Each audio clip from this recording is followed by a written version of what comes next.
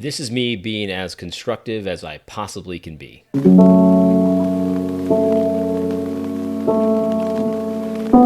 we begin, I just want to apologize really quick. You might hear my kids playing in the background. For some reason, they've been really into rock and roll, which, I've played a few rock songs around them, but for some reason they want to hear Bruce Springsteen. I've never been into Bruce Springsteen, but I've been getting into it lately. It's so funny to hear my 3-year-old ask Alexa to play Born to Run or something like that. It's super interesting. I don't know where they got this from. But anyway, I wanted to talk about the ERLC and the Gospel Coalition, Big Eva types. I've been very critical of the ERLC. I've been very critical of the Gospel Coalition. Personally, I believe that the world would be a better place if both of those two organizations at this point didn't exist. They've done a lot of good, but I think their time for being a positive influence on the world has passed. And now they're essentially a net negative. They don't put out content that's very helpful. They don't put content that's very true or relevant or anything like that. That's my opinion. But I do leave open the fact for reform. I think the ERLC can be reformed. I think the Gospel Coalition can be reformed. And here are two ways that they can do this. Because I think at the end of the day, there's really two big problems with these organizations in general. The first one is relevancy. I think that in the effort to try to be relevant to like millennials and younger people, they've actually rendered themselves irrelevant to the actual issues. This is a perfect example. This article was written by an intern at the ERLC, Grace Liu, and nothing against her. I don't know anything about her, and I hope she takes this as constructive criticism. But this article is so dumb. I mean, it's just not relevant to anything that really actually matters. We see the title here, Christians are called to love those affected by the coronavirus. Now, my co-host on the Reformgelical show, when he saw this title, he said, well, I was thinking about, kind of like the moral dilemma, like let's say my neighbors get sick with the coronavirus. I want to protect my family because my first ministry is to my family, but I also want to take care of my neighbor who's sick, so what do? There's kind of a dilemma there.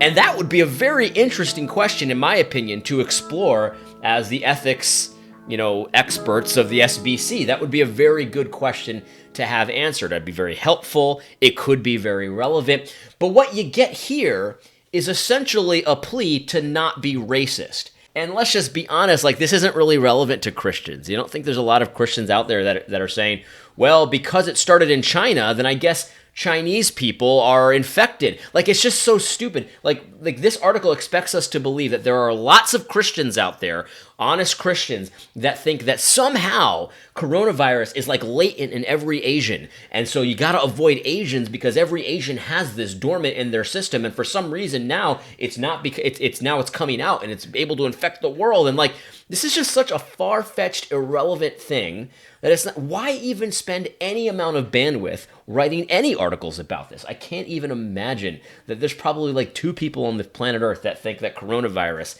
is just latent in every single Asian, so therefore you have to avoid them. And this article is just like, nobody's really thinking about this.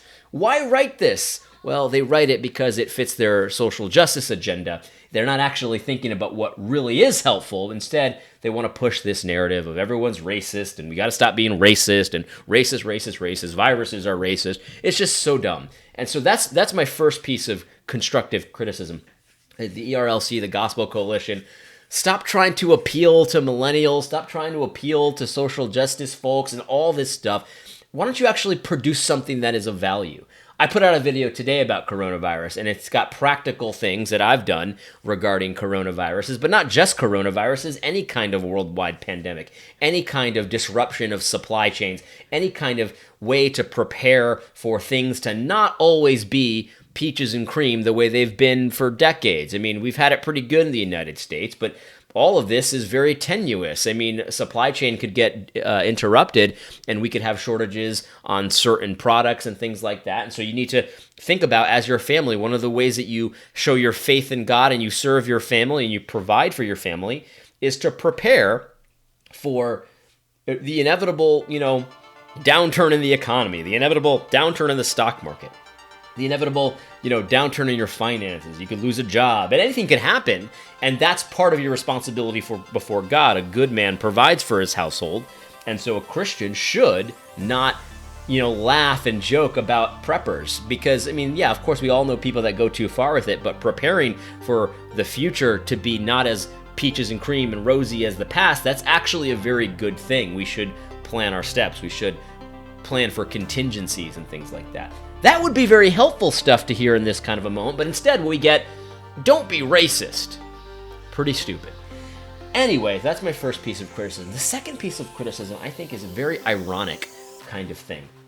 Because if you notice, one of the things that Big Eva is notorious for, Gospel Coalition, things like that, is they never name names. We just did a video about the Kevin DeYoung article, which I got some pushback on. Some people really liked that article. And to be honest, we can still be friends if you like that Kevin DeYoung article. We can definitely still be friends. But I can't imagine why anyone would have liked that article. That article is absolutely worthless in my opinion. And one of the reasons why it's worthless, by the way, is this idea that they don't name any names. It just kind of puts out this nameless, faceless person for Kevin to critique.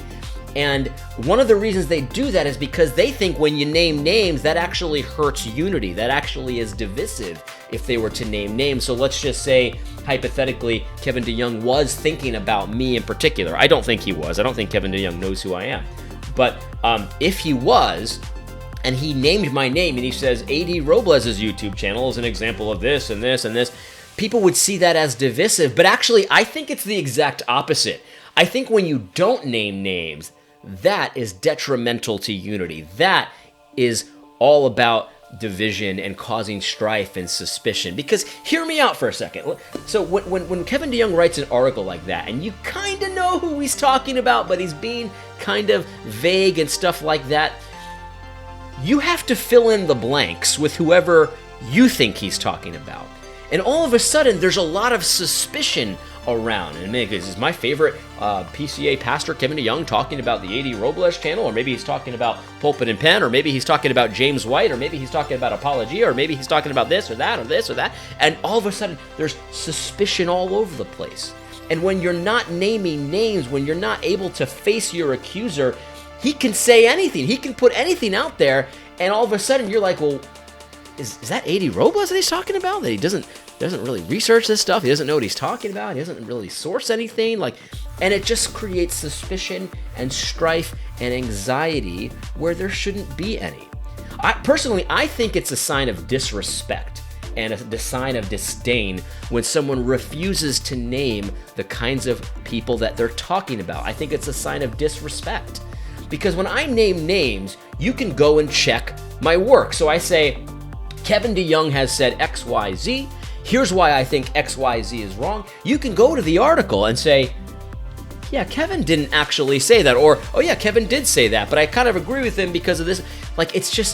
It's much more respectful. I'd rather have 10 people saying A.D. Robles is wrong and he's wrong because of this, this, and this, than have one person write a vague article with me in mind but not really name me. I just see that as such a sign of disrespect. Brothers, if you have a problem with what someone is saying, do them the courtesy of naming them. Because when you don't do it, all you've got is suspicion. All you've got is, well, I think he's talking about me, but I'm not really sure. And it's just the lowest form of argumentation, in my opinion. Now, there are times when not naming names is appropriate. You're talking about a class of person that's very easily identifiable. Maybe you're talking about Republicans in general, or you're talking about Calvinists in general. You see, that's a very easy group to identify. Are you a Calvinist? Do you believe in the 5 points? You know what I mean? Are you a Presbyterian? If you're talking about Presbyterian theology in general, that's an easy group to identify. I'm a Presbyterian. I believe in the Westminster Confession. You know what I mean? That kind of thing.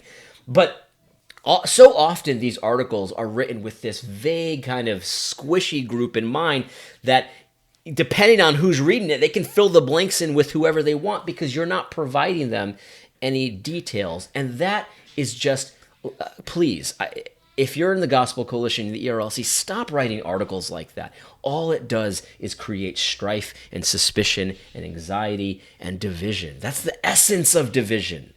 if you have a problem with me, or if you have a problem with Dr. James White, or if you have a problem with Doug Wilson, or if you have a problem with J.D. Hall, name them so people can check your work. Check to make sure what you're saying is actually true. That's how you avoid division. You see, division doesn't mean we don't have disagreements. We can have disagreements, but we should have them in a way where there's 2 or more witnesses. We could check out the details and making sure that no one's slandering. You see, slander has taken over in areas where people don't name names, where people can just stand up and say, well, white evangelicalism says this. And it's like, dude, I'm white. I'm an evangelical. Is he talking about me? Like, that's why white people are so frustrated about this, because they don't know if they're being talked about or not. When Thabiti rails against white evangelicalism or Jamar Tisby rails against white evangelicalism, nobody knows who they're talking about. And it's very frustrating, and it just creates all kinds of strife. So let me beg you, if you're going to write these articles with nameless, faceless people as your target of criticism, make sure it's a group that's easily identifiable where there's no questions. Either that or start naming people. That's a sign of respect, man. If you really love me as a brother and you have a problem with what I say, you can tell me. You can tell me publicly or privately, whatever you want to do, but just have the respect to allow me to answer for myself. Don't criticize this nameless, faceless person that cannot defend themselves. It strikes me as very cowardly, and it is a tool of Satan. A lot of you pastors know this. Have you pastors ever gotten the anonymous criticism, in an email? Or have you ever heard this one? This is another one.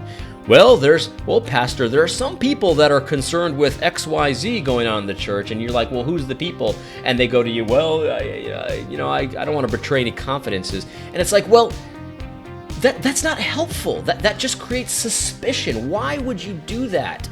That's my point. Like, a lot of you pastors out there are out there writing these articles with these vague, groups that you're criticizing, and you don't understand that you're creating that same environment of suspicion and anxiety and all of that somebody creates with you when they come and tell you that some people are concerned with this.